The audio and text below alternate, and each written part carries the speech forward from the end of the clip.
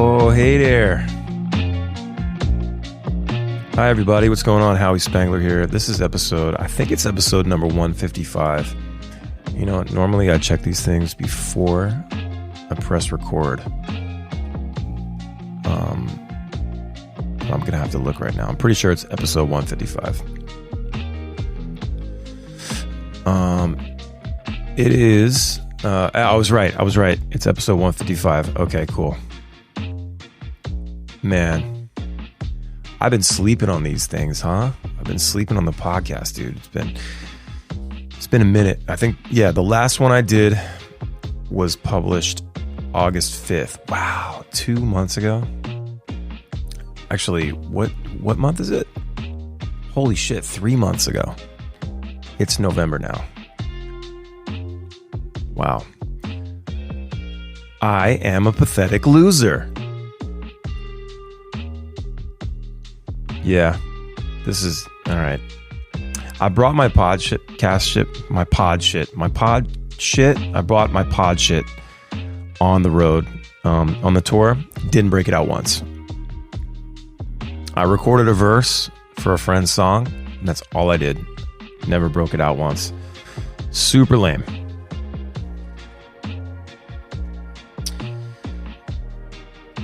I don't know why I do that. I always feel like I'm going to need it. I need to take it with me. I'm like the worst at bringing stuff on tour, and I hate it because I always bring too much stuff, right? Way too much stuff. And I end up not using half of it. So, but I want to believe that I'm going to, I brought my nice camera. I was going to make some videos. I didn't do any vlogging. I vlogged one time at the beginning of the tour, and then I brought my podcast gear and didn't use it at all.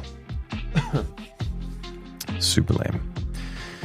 Anyway, how you guys doing, man? It is Friday, November 11th. It is about 10:20 a.m. I have to leave in about 55 minutes. I gotta head to get my hair trimmed.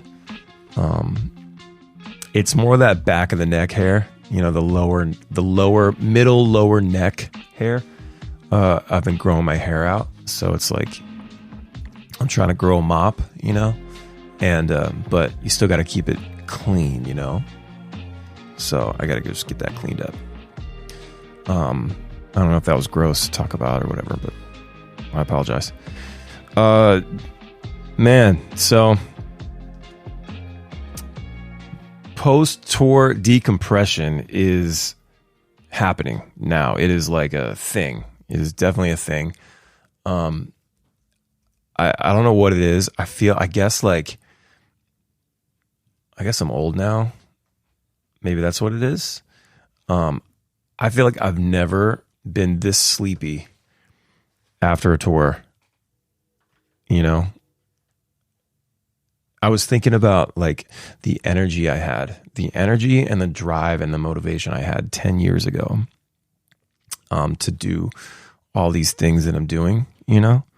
Like if I had all the things that I have now, like the recording gear, the podcast stuff, you know, good camera, making videos, like 10 years ago, if I'd had that when I was 32, you know, who knows, you know, I've always liked recording myself and making things, you know, content before we called it content.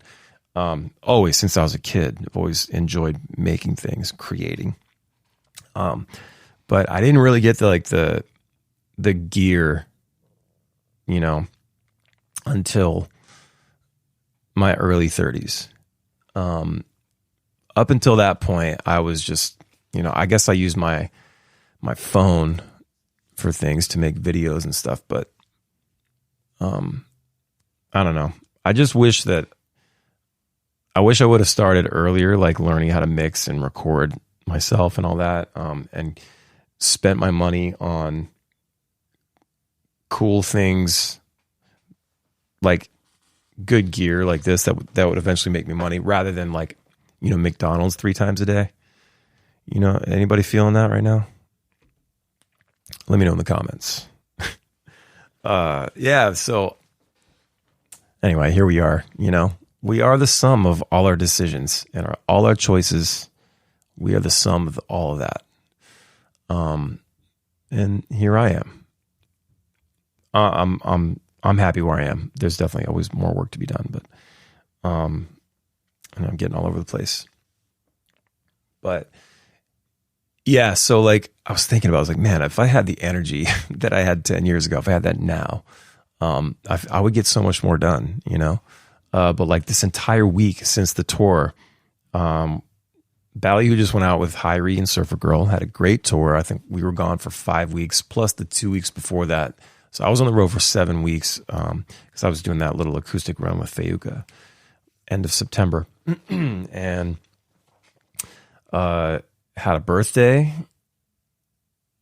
another birthday, and then did some flying, flew home after the Florida shows to be with the kids and take them trick-or-treating, and then back on a plane 2 days later to Dallas to finish up the tour in Texas.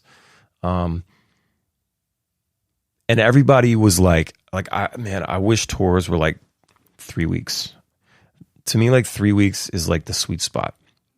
After about a week and a half, you start getting more friendly with the other bands on tour. Like if you don't know them yet, you know, you get more friendly with them.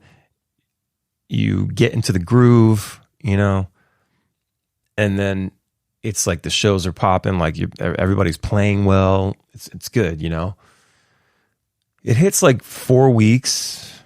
You start, you know, getting annoyed with each other.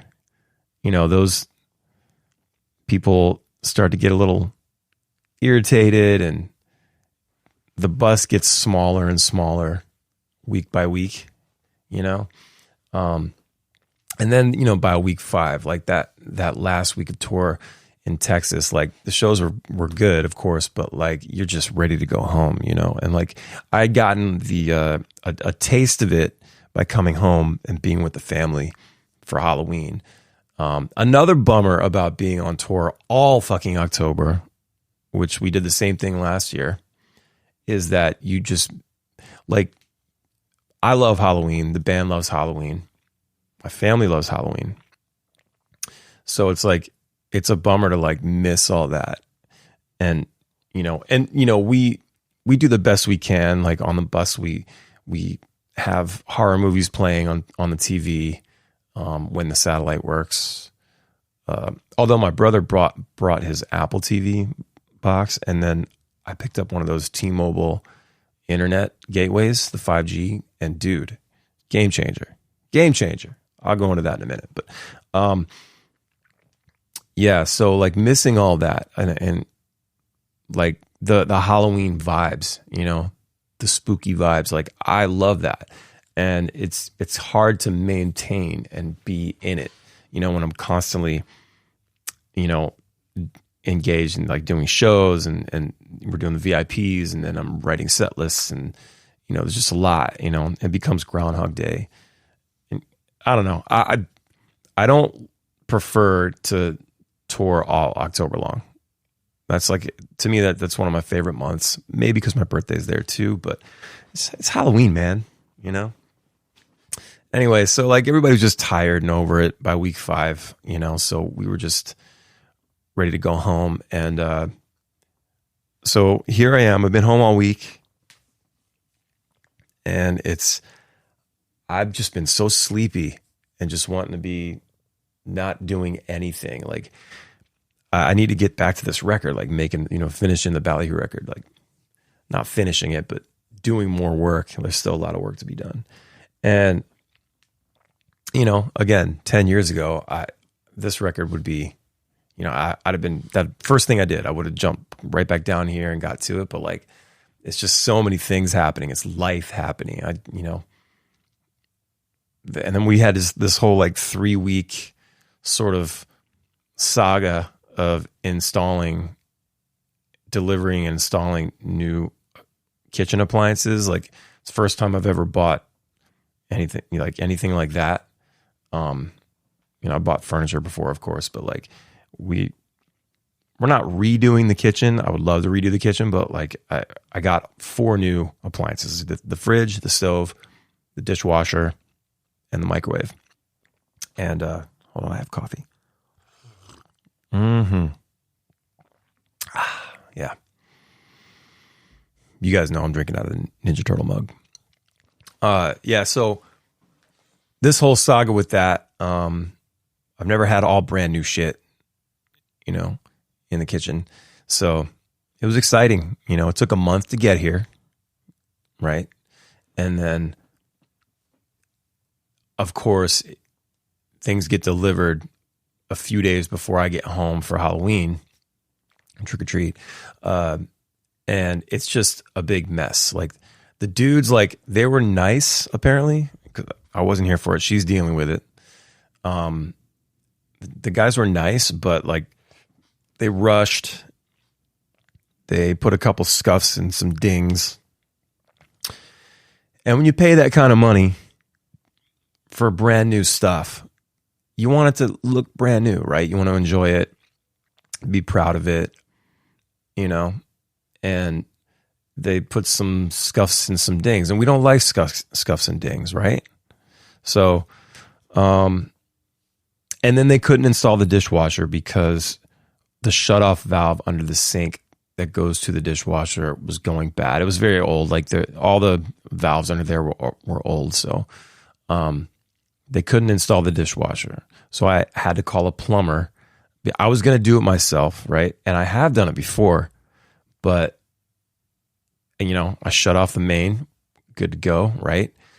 But there's PVC down there, and it was like yellow and very brittle, apparently. And I knew it was old. This house was built in 98. So, you know, math, numbers. And so I get down there and I'm like, I got the wrench and I'm banging away on things because, you know, they're not moving. And I learned last time, like, just hit things with a wrench and, you know, your day goes better, right? I learned that installing the new faucet. I bought a faucet, I installed it. Took me a few hours because everything was like old and it's hard to get things, you know, disconnected. But did it, awesome. Things works great. I've replaced the disposal before, you know. So I'm learning all this stuff, right? As a homeowner, first time homeowner. And anyway, yeah. So I'm down there. I'm starting to crank the wrench and try to get this, you know, this valve off, and then the goddamn PVC snaps on the bottom side, coming from the bottom of the cabinet, and then water comes out. I was like, oh, great. And it wasn't a ton of water. Luckily, it was just like whatever was left in there. It was a little bit of pressure still in the line, I guess. Oh man! So I had to call a plumber, and they replaced all the shit underneath. $800. $800 fucking dollars. Ugh.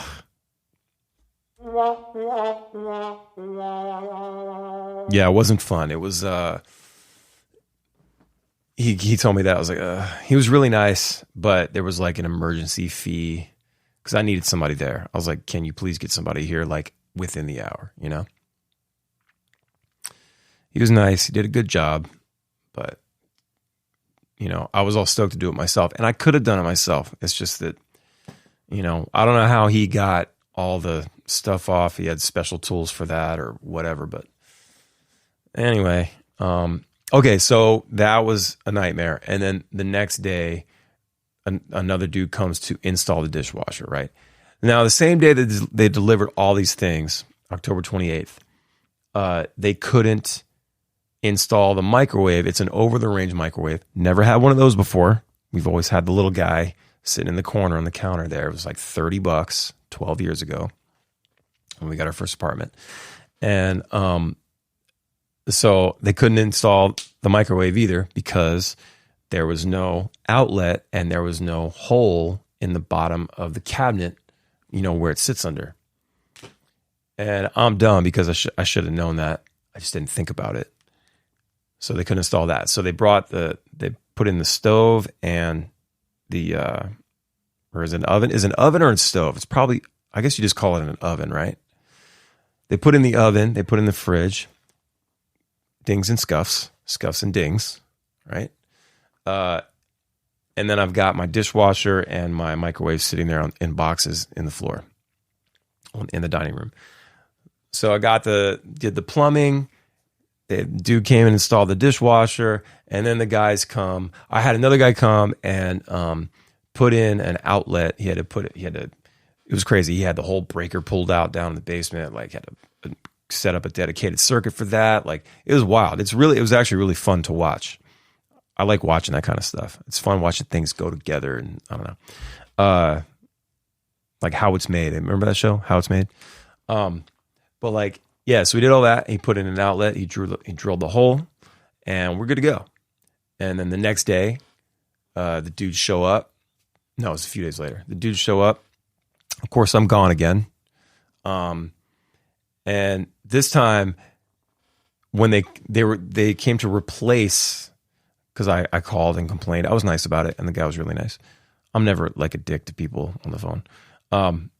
The dude got my stove or oven, whatever the hell it is, and the fridge replaced, and they brought the new stuff in, and they're supposed to also mount the microwave at this point because I'd set it all up where I had all the work done, and they're supposed to do it, and it wasn't on their work order, so they were all mad, and I had to be on the phone with Home Depot and their person, because it was like JB Hunt who like brings the stuff out and installs it. And the guys were like fighting with us on it, like, oh, we're not supposed to do that today. I'm like, yes, you are. Like, that's the whole point. You're here, so that was a nightmare. And like they were like real rushy about it and tried to put it up, and they couldn't get it up correctly. It was like all lopsided and weird. And I was like, you know what? Fuck it. No, just go home, whatever you got to do, leave it here. And I canceled the install fee, got the refund for that. I had the same guy that drilled the hole and put the outlet in. He came back and installed the mic for me. It was just a nightmare, the whole thing, I understand there's like, there's worse problems in the world, but goddamn, dude, it's like you pay all this money for things, and it's supposed to be convenient and done and brand new. And it was just a big mess. So that was what I was dealing with, towards the end of tour and then coming off the tour. But then the rest of it, man, I've just been tired. Like, can you get mono from like sharing a whiskey bottle? Maybe one of my crew guys gave me mono or something. I had mono when I was like 16. It sucked. I was very tired. But no, for real. So like I was gonna sit down on the couch because I got to go get my hair trimmed in a little bit. And I was like, I'll just go sit on the couch, chill while I'm waiting. I was like, if I sit down, I'll fall asleep. So that's when I was like, I'm going to go downstairs and do a podcast. Which brings me to now, right? Is anybody still listening? Who's listening to my mundane bullshit? So thanks to everybody that came out to the tour.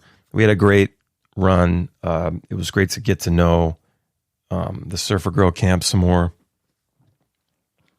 Carter and Brittany and everybody in their camp, and then obviously like with the Hyrie camp, like I met Trish a few years ago, but it was real quick. It was at a festival. We did the Dry Diggings Festival. I think it was 2019, something like that. And she came up and said hello, and that was like the first and last time I talked to her. And then it was nice to get to know her. Like during the run, we were hanging out a little bit, and got her to. She's going to do a song with us. So I went on the bus last week, and we just sat together with our guitars and worked through it. And she wrote her verse, and she crushed it. And I can't wait for you guys to hear it. It's going to be great. She's a very, very sweet person, and everybody on the bus was super cool. All her band and her crew, everybody's so nice, and the band's great. The band's really tight, and they just all put on a great show together. So definitely recommend getting to see Howi. Surfer Girl is another one. They just like, Carter has a ton of like big dick energy and just like all over the stage and just real good front man, you know? So, it was a slamming tour and we crushed it every night. You know, we saw you guys, we saw the shirts and the hats and, you know, everybody singing along out there in the crowd. Like we could tell, who was there to see us and we appreciate it so much. You never know when you go out on a support tour, you never know like what you're going to get. Like, we've done tours where, you know, we'll open for a band and the band is dope or whatever, but like, and good people, but for whatever reason, the crowd, like we just don't connect to the crowd, you know? That's happened a few times, you know, when we go do support tours and you just never know. And then you got to do the whole tour, you know, it's like, fuck. It was kind of like that with the Common Kings, like, awesome band, sick band, great dudes too. And their whole crew is great. And, but the crowd just really didn't give a shit about us. We felt it every night. It was like, they were there for them, you know, and that's fine. But man, it was brutal. And I knew it the second show, I was like, oh shit, this isn't going to go well. And then every night it was like that. I was like, oh shit. But you know, it is what it is. Sometimes you just don't match up for whatever reason. Tribal Seas was another one. Like they have like the more like, traditional like reggae sound and some of the politics stuff and all that, and you know we're more in your face like pop punk, you know, mixing reggae and you know just like I want to be Billy Joe Armstrong, you know what I mean? I sound like screaming at people and telling them to put their hands in the air and all that shit.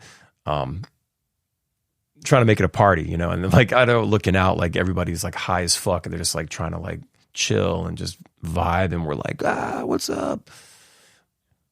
Riddle with bullets, you know, like it doesn't work. So, again, great guys in Tribal Seeds, but it's their crowd just wasn't that into us. So thankful to go out with, you know, an open for a band and have their crowd enjoy us and you know, get some out of it. We definitely like our followers increased a lot. We crossed the 60K mark on Instagram. Because, you know, numbers are important, right? Got to keep those looks up, right? But no, it is a bit of a metric, you know. I don't use those metrics like followers and likes and views. I don't use that as a thing of like, oh well, we suck, I guess, or we're not as good as the other band, or you know, I don't use it in that way. I use those numbers in a way of like, okay, how can we grow this more? What are we doing what can we do better to have this grow faster? Or how do we get more views? How do we get more likes, more engagement on our stuff? But I don't use it as like a negative thing, like, we only got 9 likes or, you know, whatever. Those things aren't important. You use the numbers, you know, is it objectively? You just go, okay, why did this video not do as well? Why didn't we get this many, you know, like that, and fix things and move forward. That's how you're supposed to use those numbers. You know, monthly listeners on Spotify, followers on Instagram, it doesn't correlate to ticket sales or like how good your band is or how shitty your band is. It doesn't apply. It just doesn't correlate. You know, I've seen bands with, you know, half our numbers do more tickets at shows. And I've seen the reverse, you know, so it's just it's a matter of like staying at it and how you present yourself and the type of show you're putting on. Is your show boring or is your show fucking amazing? You know, is it fun? Are people having a good time? Those are the metrics, you know, those are the things that you need to be paying attention to. So that's what we try to do every night. We try to make it a party, try to make it fun. You know, we were playing Gas Station Burrito on this tour. And, you know, if you think Howi, you're thinking reggae, you're thinking chill, right? Now they put on like kind of a rock show, you know, but I think people going in, you listen to their songs, it's like, okay, this is definitely like, you know, they play some ska here and there, which is cool. But the overall energy, I'm not even gonna say their energy is less than ours. I'm just saying it's a different energy. And so, we go out there and we're playing pop punk songs to this crowd, and it's going over really well. Can't do that every time. It's like some shows you go out and you got to tailor the set list. You got to play your more chill stuff. Like if you look at our like our Spotify, top songs, right? You've got Walk Away. Walk Away is always number one. Walk Away, Middle Finger, Mixtape, Damn It, which everybody's been loving that. So thank you guys for streaming that. Social Drinker, The Struggle popped in there in the top 10 for whatever reason. Blaze This Week, Cali Girl, Message to the World, and then Healthy Competition, a fucking Bumpin' Ugly song, right? That top 10, it's all the slow or just like, there's no punk rock in there, I'll say. There's no pop punk in there, right? But to me, it's so okay. So that's kind of what people are expecting to see, and we do play those songs, because we know people came to hear those songs. But when we play Gas Station Burrito, it's become like a live song. It's become a fun, high energy part of the show where we get the crowd involved and everybody's like, fuck yeah, and it's been super cool to see that. I was just happy that it worked. Now, I don't know if we could do that at like, if we play with Tribal Seeds again, could we play that song and would it go over well? I don't know. We might not play that night,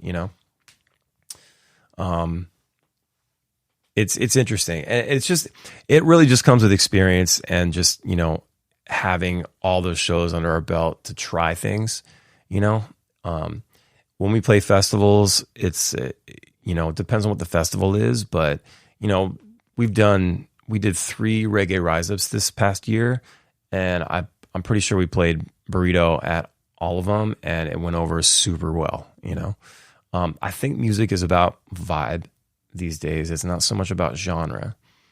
And as long as you can put out there that you're having a good time, they see you're having a good time, it'll make them have a good time, right? And now that doesn't mean we're going to hammer people with,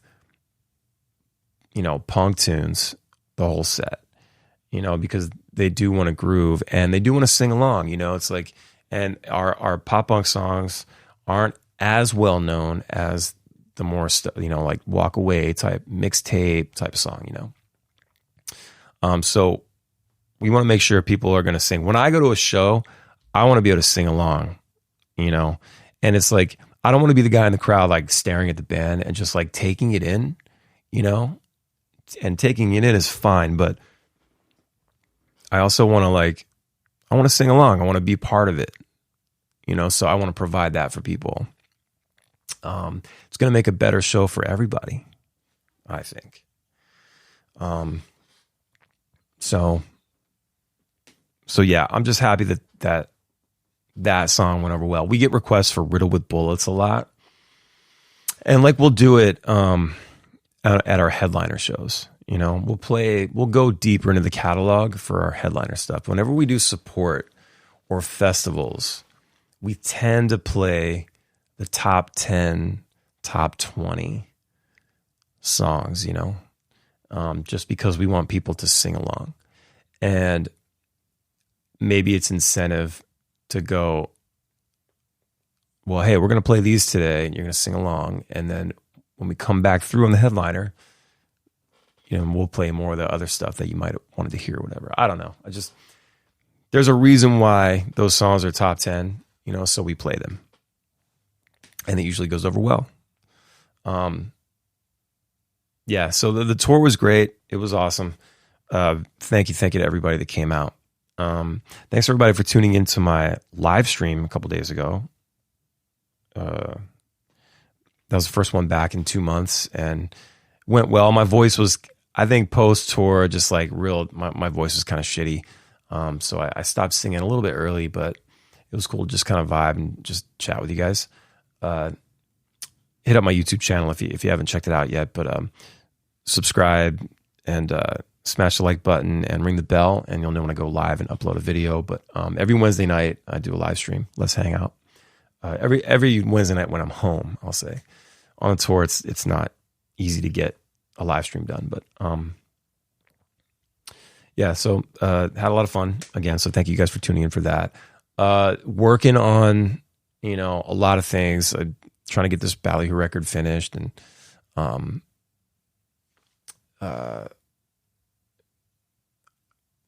we have like another 10 or 12 songs to record. I want to have like 20 to pick from at the end. There's a little more than 20 right now, but I want to actually record most of that stuff and have like a good 20 songs to like whittle down to like a good, I'd love to have like a 15 song track list, and start releasing singles early 23, and then hopefully put a record out in June. That's kind of been the roadmap. Hoping we can stick to it. And it's like the time gets away too. It's like, it's hard to like, I don't want to rush it, but I need to, in order for this record to get out in June, I have to like keep working. So that gets a little frustrating because like, I don't know if I don't have like all the lyrics, I tend to overthink my lyrics and overthink arrangements. And I'm like, this melody's not good enough, and I think it's great to have that, and it keeps me on my toes, and it keeps me making the best stuff that I can. I want every Ballyhoo record to slam. I want it to smash when it comes out. Like, I want people to be like, oh, this is the best one yet,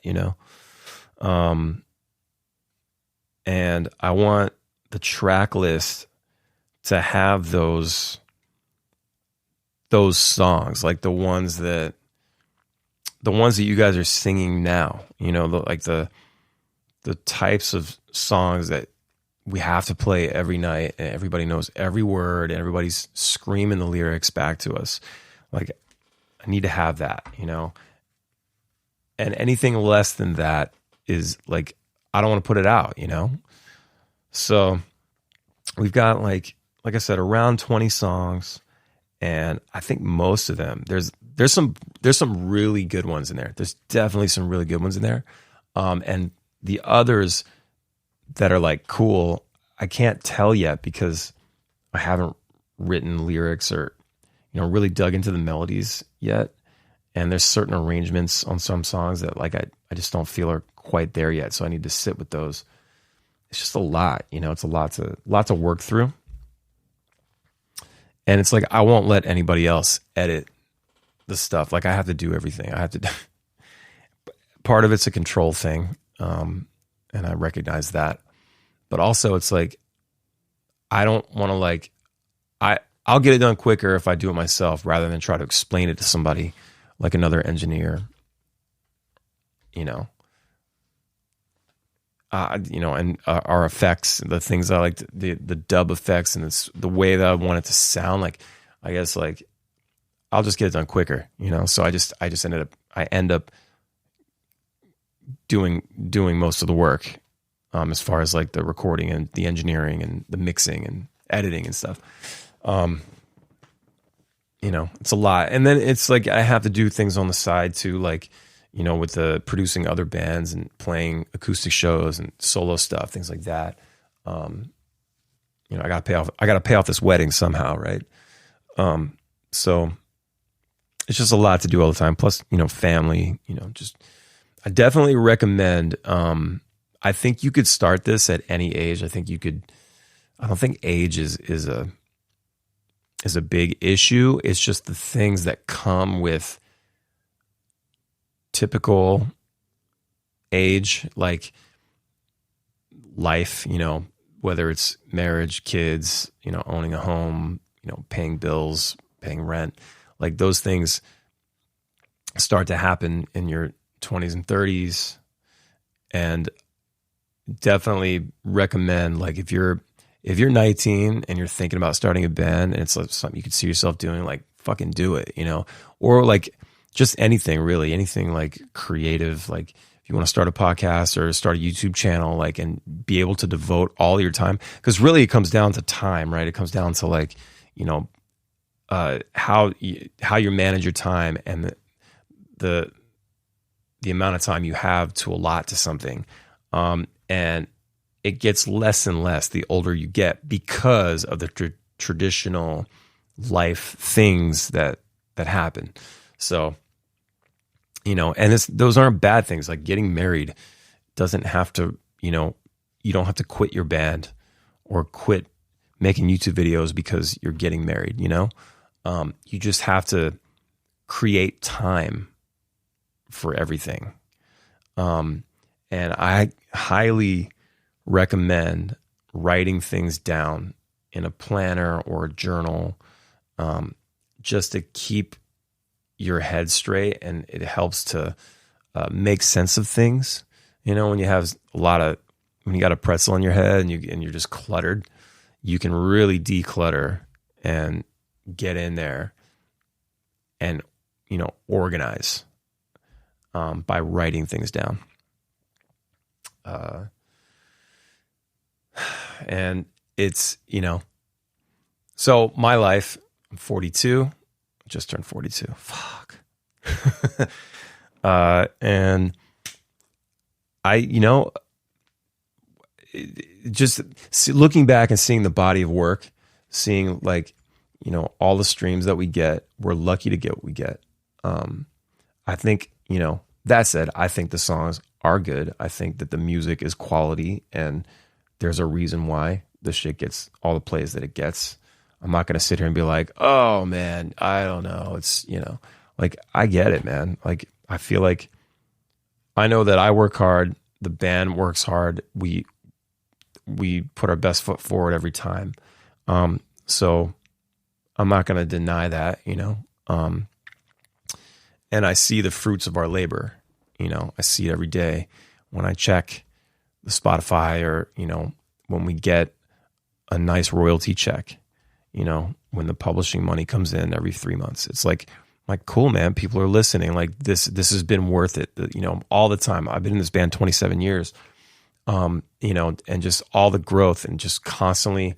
That's why I tell bands, like, all the time, like, stay in your catalog, like, keep building your catalog, you know, stay focused, keep your head down, and just don't worry about what everybody else is doing. And it's okay to look up and kind of, you know, see what the environment's like, and, you know, see what the new platforms are, and, you know, maybe the new little types of videos that bands are making for, you know, to promote shows or to promote a record, like how content is being made. And content is certainly, creation is definitely a big component now of, you know, releasing a record or announcing a tour. Absolutely, you know. But don't get upset, or, like, don't let it get you down when you see another band doing something you wish you were doing, you know, whether that's selling out shows or, you know, going to Australia or to play, or, you know, celebrating 1 million streams or something like that. You know, like, don't get worried about that. Just stay focused and keep moving forward, and just do what you do. And, like, I put out, like, a little Instagram thing last week. I guess I was feeling it a little bit, but, like, don't feel like you have to fit into a box just because it's hot, you know? It's like, it's, for example, like there's a sound in this community, in this genre of music that we're in, the, you know, American reggae scene. And I stress that we're not a reggae band. And yes, you will find a lot of our music in the reggae category. Side note about that is just funny. This is just another reason to just keep moving forward and not think too much and not worry about what people say. But like we put out, when we did Girls, I was adamant about releasing it in the alternative category rather than reggae. And we had done that. Like we put, Daydreams came out in the reggae category. And I think it was like, it probably served us well because it sort of solidified, when you go to like the Ballyhoo page, it's like, listeners also like, and it's like other bands in the scene, so it helped like, keep us in that scene or whatever, help us grow there. But like, Daydreams is like a rock record, for the most part, I feel like. So it was kind of weird to put it in reggae, I thought, but, it's easier to chart too. It's easier to get in the top 10, top 5, whatever, when you go in reggae. There's like less competition. Well, anyway, I was like real adamant about going an alternative for Girls because it felt like it was an alternative record. Yeah, there was some reggae stuff on there for sure, like a mixtape. Jameson and Ginger is kind of dubby. But like, I felt like it was alternative. I don't know. So we did it and we hyped it up for 3 months and we hit number 1 at alternative at iTunes. And back then, this was 5 years ago. Back then it was still like iTunes was still like relevant, iTunes was still popping, Apple Music. I don't even know if Apple Music was around then or maybe it just got going. Anyway, so we sat there the entire weekend at number 1 and I'm looking at like 21 Pilots and Green Day and like other bands that I like underneath us, and it's crazy. I'm like, what does that look like? Who's surfing iTunes alternative and sees our record at the top there? It was wild, right? So anyway, one of the reviews on iTunes was like, maybe it was on iTunes, maybe it was somewhere else, but one of the reviews was like somebody saying like, wait a second, this is reggae. Stop stealing our music and calling it alternative and putting alternative. And it's just like, all right, man, like, what do you want? What do you want from me? Like, I'm trying not to look like I'm appropriating a culture or a music, by just, putting it in alternative instead of, taking the reggae sound that we have and calling it reggae and putting it in the reggae category. I felt like in a way like that would be more, fuck,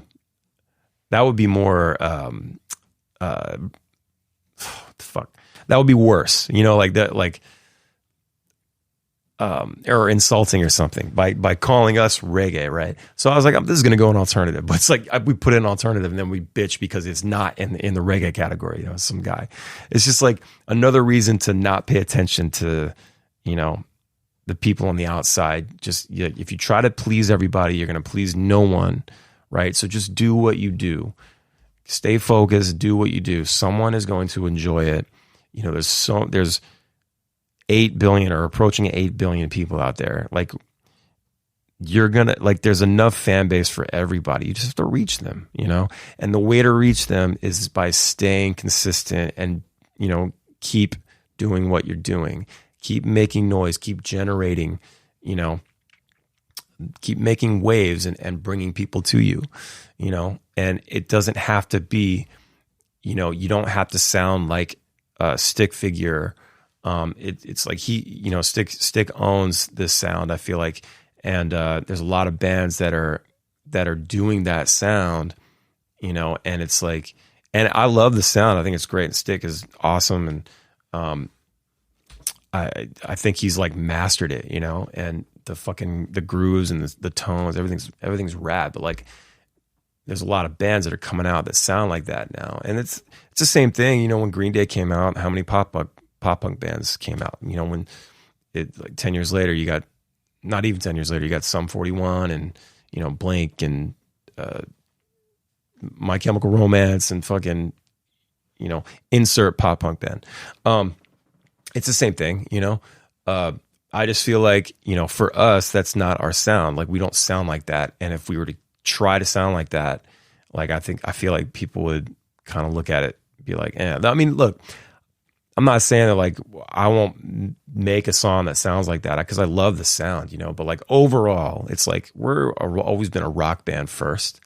So like to try to steer in any other direction would be weird, you know? So like stay in your lane, do what you do. Don't worry about trying to, you know, do what's hot, you know, just respect to everybody out there that's working, you know? It's your art, but like, don't feel bad about your art. Like if you know this shit's quirky, stay quirky, man. That's who you are. So, you know, I like fucking pop punk music and I like reggae music. So I mix it up and that's just what we sound like, you know? Don't feel pressure. Don't feel pressure. Just stay the course.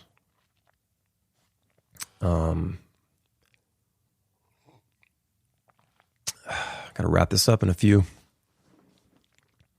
Gotta get that hair trimmed, baby. We're doing family pictures tomorrow.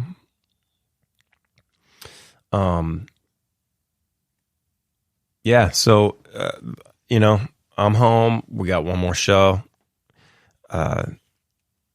Next Saturday, November 19th. Gonna be at the Wrecker in Towson. And we love this place. It's like one of our favorite places to play. It's it's the first spot that we consistently sold out every time back in the day, back in the late 2000s. Started doing our Halloween shows there, and the shows are just slamming. And they closed for several years, and then they reopened a couple years ago, like during the pandemic. So it's been nice to the last year or so get back and play a couple shows. So we're looking forward to you know, ending our 2022 at home, playing at the Wrecker. So if anybody wants to get out there, tickets are available at ballyhoorocks.com /VIP. And speaking of VIP, you can get VIP tickets for this. I think we allotted 20 or 30 tickets for VIP. It's a sound check VIP. And then, so we're going to run through some songs. And then when we're done, we'll come down and hang out and, you know, say what's up and take some pictures and sign stuff if you'd like. And you can hit the merch table and then we'll chop up your shirts, cut those sleeves off. You got to cut those sleeves off, you know. It's you wouldn't believe how freeing it is. The mobility you'll have, the range of motion you'll have. It's a nice feeling.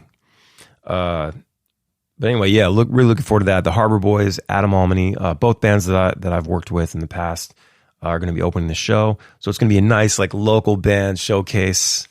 It's going to be a lot of fun. So if you ain't got nothing to do and you're in the area next Saturday, come hang out with us. I know some people are coming home for Thanksgiving and all that stuff that week, or that following week. Yeah, man, I guess that's it. I just want to check in. It's been 3 months since I did a podcast. Jesus Christ, I got to get better at this, man. I guess let me know if you enjoyed it. Please hit the subscribe button if you haven't already on YouTube and Spotify and Apple Podcasts or wherever you listen to podcasts. Yeah, I guess I'll see you guys soon.